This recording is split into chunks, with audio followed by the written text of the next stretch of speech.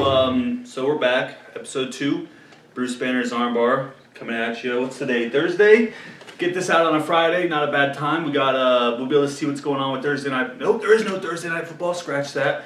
We got a good fight card coming up Saturday. That'll be cool to look at, preview a little bit, and go over a little bit these fights that went down last weekend. Honestly, there was only a couple that really stood out. I'd say even like 3 out of the 5. It was one of those fight cards. What was I doing? I was doing something Saturday night. The Black Beast versus Blades got canceled. That was big on the last podcast. That's really the only thing I hyped up was that fight, because I was stoked on it. I was stoked up on the matchup, I guess, more than anything. What's Curtis Blades' biggest downfall is that he gets knocked out by monsters. I mean, Ngannou's a different monster than Derek Lewis, though. That's like without a doubt. It's not even a question. But it would have been a cool fight. Derek Lewis has been in better shape. He's been at the top of the division for a while, right up there with Blades. I had picked him to win it. I think I picked him to win it last week, and I'd still pick him to win it. But regardless, just would have been a really cool fight. And, I mean, I met Curtis Blades, like I said, at an event one time, so you automatically become fans of folk like that. So that would have been good. But here we are, episode 2, you know. What do we got going on? Oh, alright, so we do know what went on last weekend. We had the main event turned into Anthony Lionheart Smith versus a dude named Clark that I didn't know as well. He was like an up and comer, that's what they kept talking about. That's how Smith kept referring to him as, like, yo, this dude might have a chance, but yo, I'm not the guy you want to go through to fucking work your way up. I mean, I don't want to say he was barely in the top 15, if anything, but yo, he showed him that there's levels. I mean, I want to say Smith in his last 2 fights that he lost, maybe one of them of the 2 was ranked top 5. I don't think the other guy was. I want to say he was top 10, but still, he got fucked up. But he was on some shit, man. COVID had just started. Dude's trying to support his family. I can't really hate on the guy. You know, that's how any sport goes, dude. You could be down 1 second, up the next. You know, some people ride the trains. I think the reason UFC, you probably talk so much more shit, or I do personally, is because there's so much time between a fight. Like, yo, any other sport, you're back in that tomorrow. Like, your team loses. If they win the next week, you're like, all right, I didn't go completely against them because they dug themselves out of the hole. Unless you're a Cowboys fan, then they just don't win. They're 3-8 right now, and they're playing the Ravens next week, and that's rough. But all right, we'll get to that later. We're talking UFC right now. So yeah, I was a fan of him when he was doing good. Let's be real. I'm not trying to hate on the guy. I just been hating on him because he was 0-2. I didn't know if he was going to win the fight. But he came out and fucking just took him down. Like, the striking went real quick. What's the name of the guy he fought? Do I got it pulled up? I might. Because it was the main card. Clark. Don't know his first name. I think I said Clark earlier, actually. But it was a good fight, regardless. What am I talking about, dude? He took him down. It was good stand-up. All right, it was a good stand-up that's what I was talking about. For like the first minute, maybe. Like, I think Clark might have been winning the exchanges. Definitely rocked him once really good. So yeah, I feel he was winning the exchanges. So Anthony Smith just closed his distance real quick, throws him up against the fence. And I want to say he just double-legged him to the ground, hung out there for a while, really didn't take any damage, and submitted him in a couple minutes with some kind of choke from the bottom position. Maybe it was a triangle, I think, actually. And didn't have a mark on him, you know. That's crazy to come out of that 2-fight loss streak where he had so much being talked about, so much... Dude, you just eat criticism in the sport, I guess. And then he comes out there and just shows them what it is. The good fucking fight for Smith, bro. I'm back on it. I'm back on it like I was back when he fought John Jones. And you're like, yo, who's this guy? He's balling out. And he's out of Nebraska, too. He comes to training camp up in Denver. I mean, come on. So, yeah, that was the main fight. But out of those fights, you have this dude, Baiza, a Brazilian, versus Sato, I believe. I don't know his nationality. Definitely Asian, I would say, of some sort, of any descent that could be, you know. But that fight, I didn't know Sato is all. It's because, you know, usually if I know of you, I've heard you fight before, you know, I'll know your nationality. That's part of it. But nah, Baez is a Brazilian, and he he fought in the Contender Series. That's where I first saw him. He fought in the Contender Series. I saw him win. I want to say I saw him knock some dude the fuck out. And, like, impressively, I don't remember, man, full shit. Been a while. But then he's like 2-0 in the UFC after that. He's an undefeated fighter. That's why you fucking get a little hype on him. Because he was undefeated then. Obviously, he won his fight. He fought a good guy in the Contender Series, you know. And then he's now look at him, dude. He's not ranked or anything, but he's on his way. There's a bunch of young cats from the Contender Series who, Dana White said himself, there's going to be a champion out of the Contender Series, and that's crazy. 2 years ago, definitely 2. Because, I was going to check into it this year, but COVID happened, so it just wasn't even an option. But right when I found out about this, like right before Contender Series blew up, so maybe it was 2 years ago I found out about this, had a year, and then this year. I don't know, I'm saying within a 2 or 3 year span here, you were able to go to a Contender Series fight at the LA, it's in Vegas, at the Vegas Training Institute, at the UFC Institute. That's crazy. For free? Kim, I'm going to check for recording.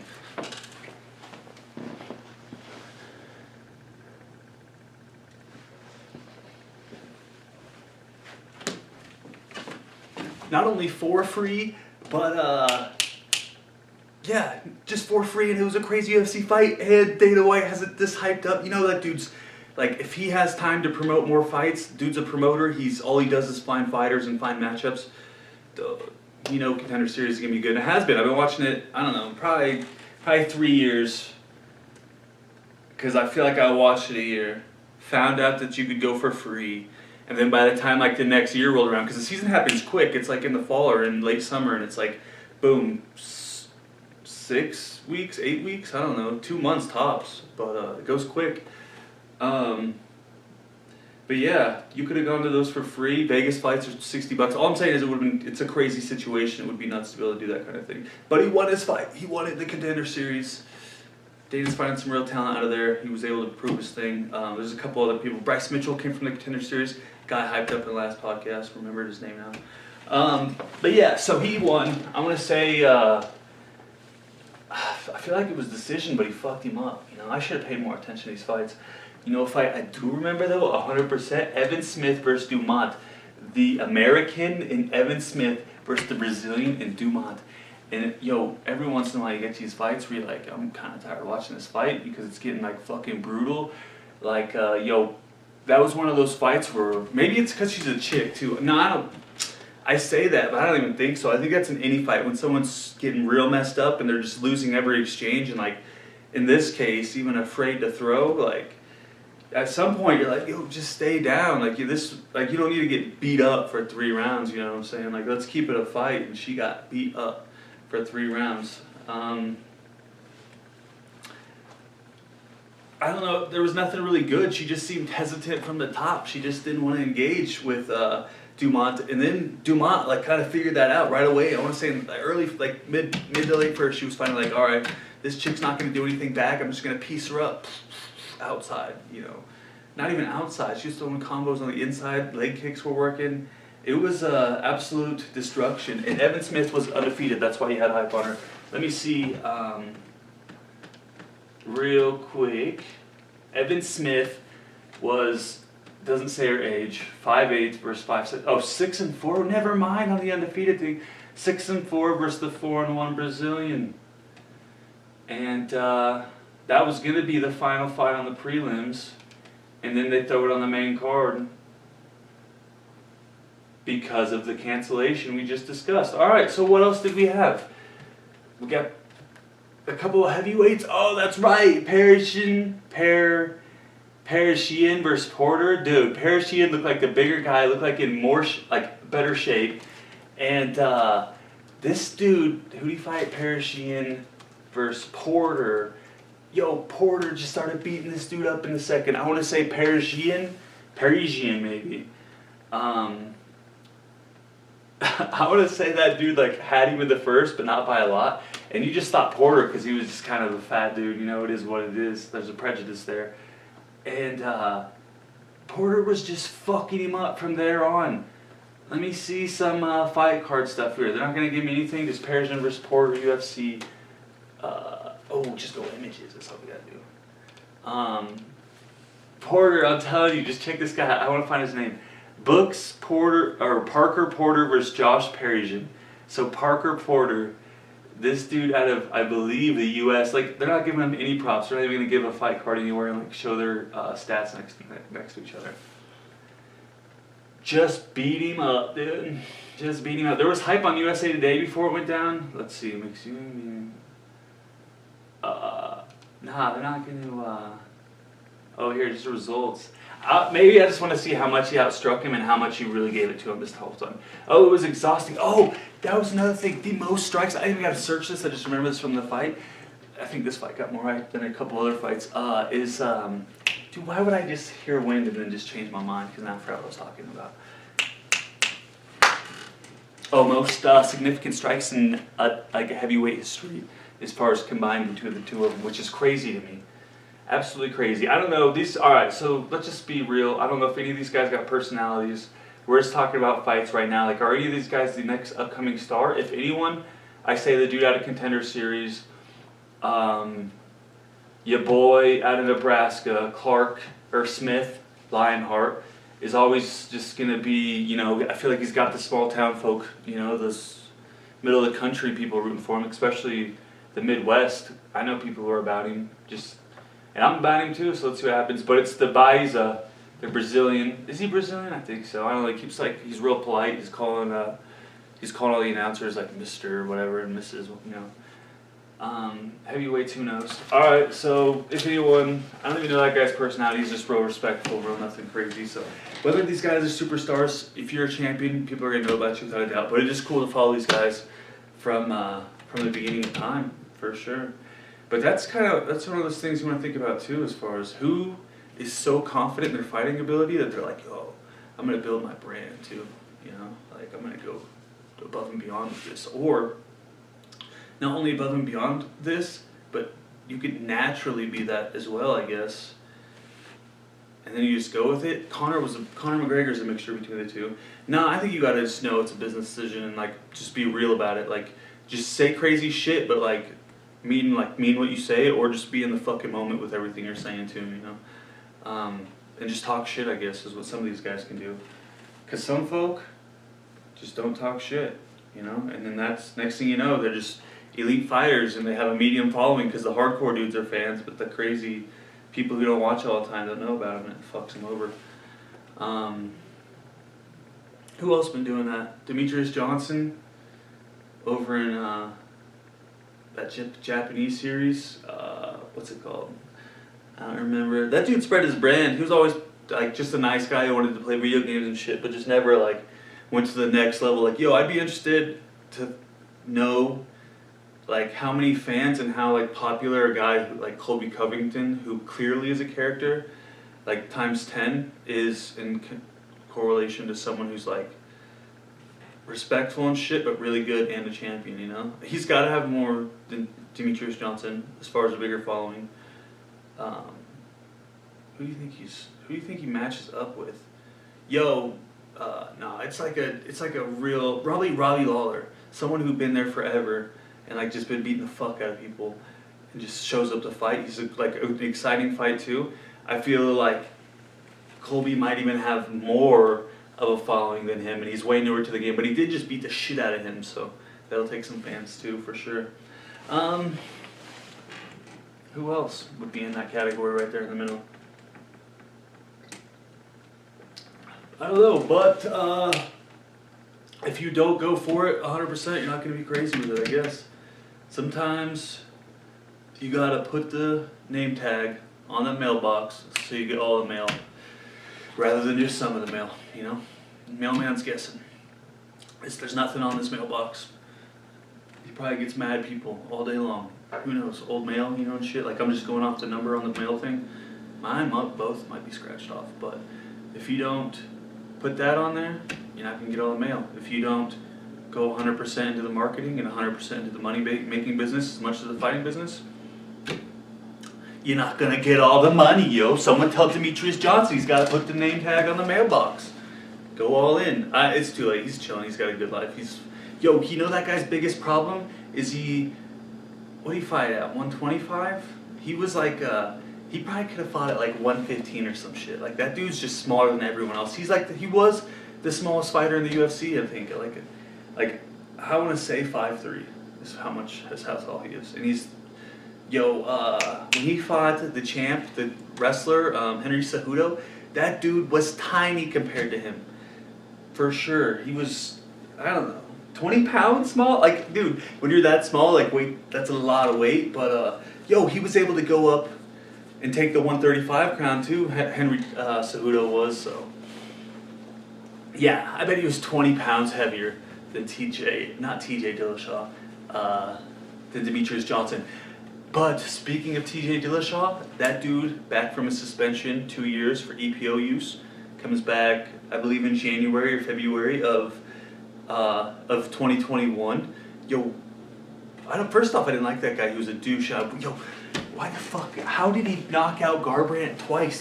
They fought 2 times. So much shit was talked. Garbrandt went from being the fucking champion to being the guy who got knocked out twice by a dude who he talked a lot of shit to. And then he lost his next fight, but his last knockout was the craziest thing we've ever seen. But TJ Dillashaw comes off that, and then he fights Cejudo, I believe, for the 125 strap. He goes down. Cejudo's a crazy bastard. He's like, I'll go up to 35 later, but I can make 25 and you fucking can't. So come on down here and you can try to take this one down here.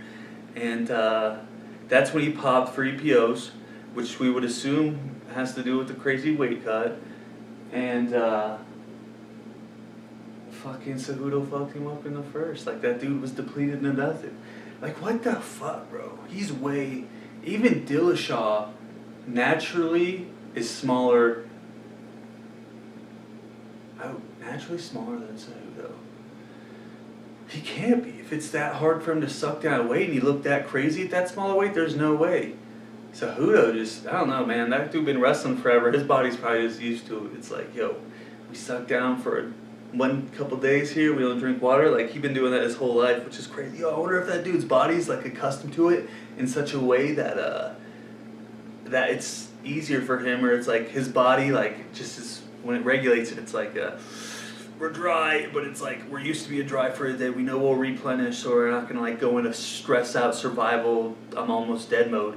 As TJ Dillashaw went that low, even though he wrestles, but he wrestled too. But then I guess Cejudo just wrestled more and longer, I guess, because he went through the Olympics and did quite a few more years after that. So what I'm trying to tell you is that the Olympics teach you how to cut weight. No, I don't think that's a real thing. But that dude was bigger, and when you're real small, it's hard to keep winning. He beat him the first time, and then Cejudo was like, yo, I'm bigger than you, and I'm going to get better than you. I'm going to take you down and fuck you up. But it was still a close fight. Actually, Demetrius Johnson versus Cejudo was one of those fights where anyone could have won that fight. So let's not get over ourselves or ahead of ourselves. Even though it doesn't seem like Demetrius Johnson's dominating anyone, what if he has a harder time fighting in Asia because they're fucking smaller, bro? There's probably more of a competition pool at that size weight class. I don't know, because I've seen a couple of his fights. What's the name of the series? It would be so dope if I knew the name of the series. One Championship. That's the name of the series. A couple of people have gone there. How have they done when they've gotten there? Eddie Alvarez went over there after getting fucked up by Conor McGregor and got fucked up in one series, his first fight. He fought someone else after McGregor got fucked up, and then you think he won. No, got fucked up, then won. I don't know, something. Eddie Alvarez has been having a tough time over there. But then you got people like Ben Askren who come back over here and get fucked up, But regardless, he's had some good fights over there. Still hasn't lost. Only the one loss I've ever seen of his was that close fight to Cejudo. But that dude's so dope. You would think he'd have a bigger following, but Americans are just bigger people, dude. I relate more to 6 foot tall people because I'm a 6 foot dude, Heavyweight, I kind of relate to just because they're big old boys. They're bigger than me. But you could relate to all the bigger weight. Mad people are 6 foot tall all the way from the 50s to the 200s, 6 foot something. There's people in the UFC at 155 who are 6 something, But, you just, as far as why you relate to him more, I bet, you think Demetrius Johnson's a bigger fan in One Championship? Or a bigger has a bigger following and stuff now. These are things I gotta look into and come back at with you guys and be like, yo, now I know this stuff because Corwin was like, let me break out the Google and check into things that I think about. I don't want to do that right now. It doesn't seem like probably a lot of dead air. Yo, give me a guy. If I get real good at this, I'll get a guy for it. But so yeah, Demetrius Johnson's still elite. All right, let's go to next week's fight card. We gotta hype up Demetrius Johnson all day long. The dude can't even put his name on the mailbox. You know what I'm saying? That's last week's fight card. Sometimes the puppeteer becomes the puppet. Where's this fight card? Oh, boom. All right. It's Hermansson versus Vettori in the middleweight bout. That is the main event of this fight, December 5th, 8 p.m. Mountain Standard Time. Vettori, the number 13 in the land. Hermansson, number 4. I think they're both Americans. Vettori sounds like he's straight out of Ireland or something. What's Vettori? No, not Vettori. I don't know. It's straight out of somewhere. Straight out of Vettori. He's Italian. That's what it is. My bad. Ovince St. Preux, they try to hype up still. He loses a lot, but every once in a while he used to get crazy wins. And then he got old or something. He just hasn't been the same fighter since he fought John Jones. Boom, boom, boom. I don't think so. I think 100% he kind of fell off after that. That was a good fight too. As far as it was right when John Jones came back after one of his 3 suspensions. And Ovince St. Preux really gave him a run.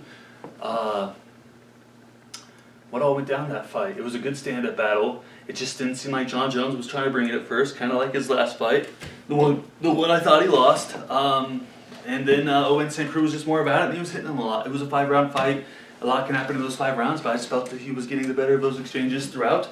And he lost just because I think Jones got a couple of those close wins at the end of his career here to be like, yo, we still the GOAT, the JOAT. But after that, the dude just started losing. I think he won his last fight or last 2, but he went on a 3-4 fight skid right there. I mean, fighting the top, of course, fighting the best there ever is. So you can't hate that. But he's number 15 now, and we're saying he was the number 1 contender at one point. So that'll just whatever you didn't understand about what I was just saying, now you understand. Jamal Hill, unranked. Let's click deeper into it. Let's see where Jamal Hill's from right now. Montana De La Rosa versus Taila Santos? Is that this weekend? Nah, the internet's gonna chill right now as I look into it. Alright. Ovince St. Preux, 25-14-0. Jamal Hill, Sweet Dreams is his nickname. Sweet Dreams, good night, let me take a nap. 2-0. Both, St. Preux 6'3", Jamal Hill 6'4", 205-pound weight limit. And in Jamal Hill's only 2 fights in the UFC, he strikes a lot more, but what is that to really say? Why is this taking so long right now? St. Preux has a Von Flue choke, which is crazy. I saw one of those highlights. Couldn't tell you how to do it. Wouldn't pretend to know, but you don't see it very often. Let's go to this Montana De La Rosa versus Taila Santos fight that I just hyped up. I wanted some odds. You know what? I'm going to stop giving some gambling advice on here. You know who wins that first fight? I don't know about the other guy. I got to look more into it. Let me look more into it. I'm going to be more informed next week. Or maybe after these fights. Maybe I'll just come at you again. Let's just get out here and talk about some of these fighters before I know too much about them. De La Rosa, 11-6. Santos. If she's related to Thiago Santos, the 205-pound nightmare, That dude almost beat John Jones again, but his whole leg, his whole knee, he had torn ACLs. He had 3 crazy ligament tears in his knee. There was just nothing. It was flopping around during that fight. He'd go to set back on the map, and it would just flop inside, there was no structure. And still almost won that fight. Some killer fights there. De La Rosa lost her last fight. I feel like I saw that. Don't remember anything on that. De La Rosa's U.S. Santos is Brazil. So maybe it is Thiago Santos' sister. And Santos just KOs people. Average fight time though, 15 minutes. 16-1. What are they saying? She fights a lot of main events. All right, I'm just taking Santos because I saw De La Rosa fight. I think, and my back of my mind says Santos 16-1. I would bet heavy. Are we gonna, yo, I might gotta start betting on this, because I feel like she beats De La Rosa. The U.S. chicks ain't been having a lot of luck lately. And then, we got Roman Dolitz versus John Allen, some light heavyweights. I don't know anything about him. And then Nate Landwehr and Movsar Evloev. Yeah, I don't know anything about those two guys, but if one of them keeps balling out, that's why you get the main card spot, because they might just think it's A, killer fight, or B, we got something for you to do, and we're working on you, we're building you up. Alright, that's the main card. Aside from that, we got some football coming up this weekend. The only fucking game I really know of is the Broncos versus not Broncos, Cowboys versus Ravens. I don't know, I was talking Broncos earlier today with some old war vet who was drunk, but gave me some cash for working on his fridge. It was dope. So yeah, go Broncos, go for the old dude. He's like, yo, I was in there for a while working, and he was like, literally every 10, 15 minutes, like, yo, give me another Budweiser. Like, fuck, dude, I got you, but he wanted me to drink in there too. And I was kind of down. The only reason I didn't is because I was working with this dude who was fucking like all about it. Like, oh, we gotta go get on to the next thing. We gotta hurry. But man, I just worked for this dude for an hour. I'm gonna take a little break and have a Budweiser with the old man. He was chill.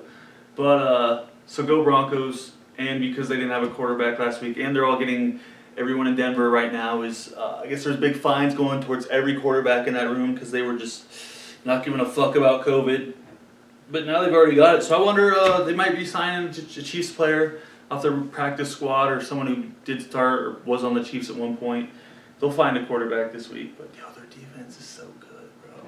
I tweeted the other day, I retweeted someone, they were like, yo, if we could keep the Broncos head coach, I can't think of the name right now, and keep him as the defensive coordinator and then just hire a new head coach, but I don't think we could do that either. It was like, yo, if there was some John Elway magic left, like, I feel you, dude. John Elway pulled us together. Get us a QB that can play ball. O-line's not even terrible. Wide receivers are pretty good. Just get us a decent QB and our defense will fuck shit up. Like, that's the best 3-win team, probably Atlanta, really, because they're balling out right now, but they're not a bad squad. Cowboys lose to Ravens, probably. Like, who knows really what them? They'll be like, yo, we gotta win one to be fighting for the NFC East, and then just lose it and not get in at the very last second. So yeah, we got that. Some good fights. I'm kind of hyped. I'll watch fights no matter what. But I wish I would have. Definitely come on too, closer to right after fights, because I was hyped on these fights right after I watched them. It was a great card, I guess, last weekend. As far as, it was one of those cards where Dana White bullshitted afterwards and was like, yo, if you're a true fight fan, you like this card, and if you only like big names, you won't. I heard that, and I was like, yo, I gotta watch this fight card, because it sounds pretty fucking good. And second, it's like, should've just watched it in the first place. I don't know, I don't remember what I was doing though. Probably not much, probably chilling. Like, nothing to where it wasn't like a big deal. Turn the fights on while you're doing it, Didn't watch them. But we'll see. We got this coming up. We got Nate Diaz is still talking shit. He's probably looking for another fight soon. I mean, I talked about it last week. We got McGregor versus Poirier coming up. Man, that's about as big as it gets. Yo, let's go Poirier. Come on. We got Figueiredo versus the other Brazilian. That's a cool matchup. That's coming up this month. He's literally, both these guys are fighting in back-to-back pay-per-views. That's crazy. Because I was going to say Figueiredo, but he fought on the same card as this other dude. So who's going to just heal up faster and have a fight? What a crazy fight. That's nuts. What's the Brazilian's name? Figueiredo versus who? This is too crazy right now. Just the fact that they're both coming off this and just like, yo, let's fuck again. Someone show me what I'm talking about. What do I gotta search to find this dude's name? I just gotta figure out how to spell Figueiredo. Figueiredo versus Perez. What's Perez's first name? Yo, don't leave a lit torch around straw, or else 1, it'll be a barn burn, or 2, your torch will just, there's no point in having it on if you're not in there. But this is going to be a barn burner fight is what I'm saying. Figueiredo versus Perez. What's Perez's first dude? Why are they saying results? That means that's who he fought last weekend. It's not Perez, I was wrong. Figueiredo. I clicked enter instead of backspace. Fucking shit. Figueiredo. Figueiredo. News. It's in the news, dude.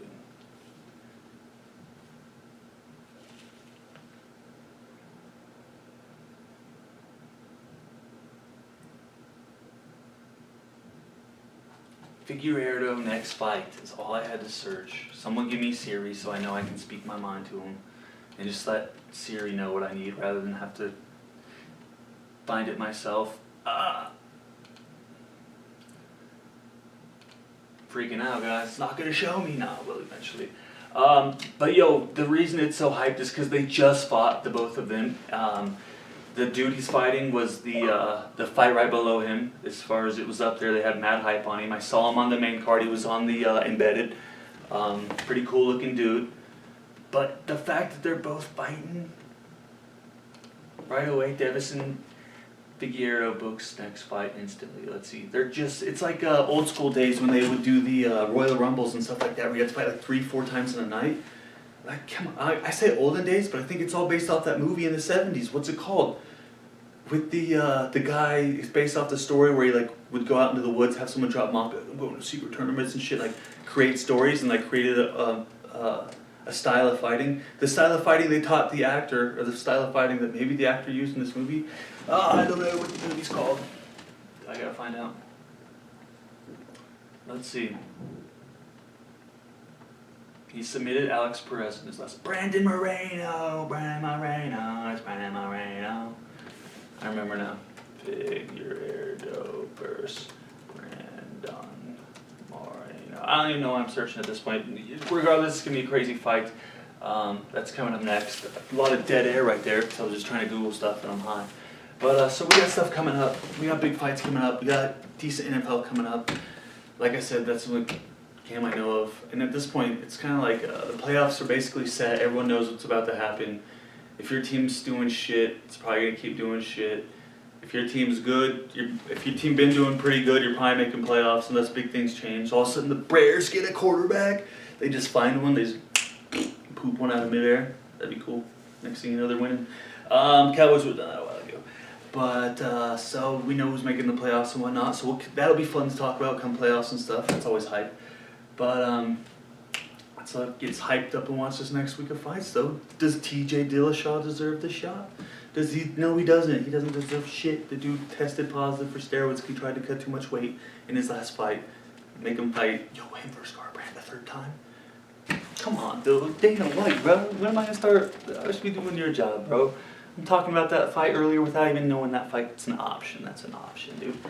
Just make him like Cody Garbrandt's like all hyped on the title right now. He's like, you can, I'll give you the title shot, Garbrandt, if you beat Dillashaw first. I don't know. Alright, craziness.